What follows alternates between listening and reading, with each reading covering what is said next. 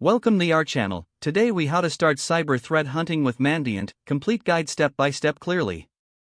To begin your journey in cyber threat hunting with Mandiant, start by understanding the fundamental concepts of threat hunting. Familiarize yourself with Mandiant's approach to threat intelligence and its methodologies. Read relevant white papers and case studies published by Mandiant to gain insights into real-world applications. Explore training resources available from Mandiant, including courses that focus on threat hunting and incident response. Enroll in an introductory course to learn the basics of cyber threat hunting. Acquire hands-on experience by participating in labs and exercises that simulate threat hunting scenarios. Understand the tools commonly used in threat hunting, such as SIEM, EDR, and various analytical tools. Research open-source threat intelligence platforms to supplement your knowledge and tools.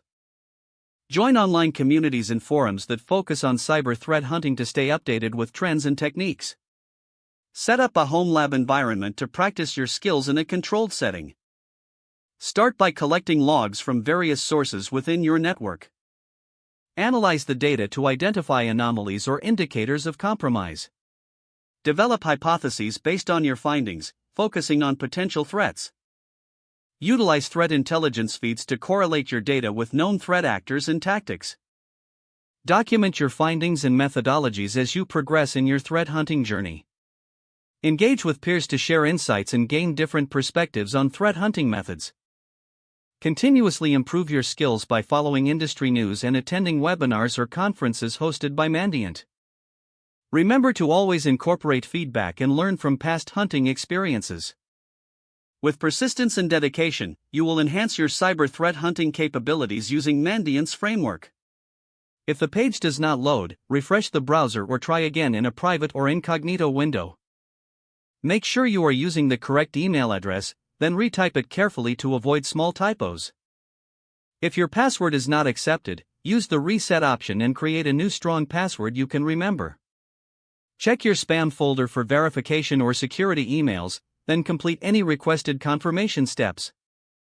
Enable two-factor authentication if available to improve account security and reduce unauthorized access risk.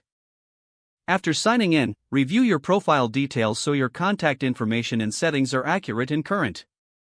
If you see an error message, note it down and try again after restarting your device and internet connection.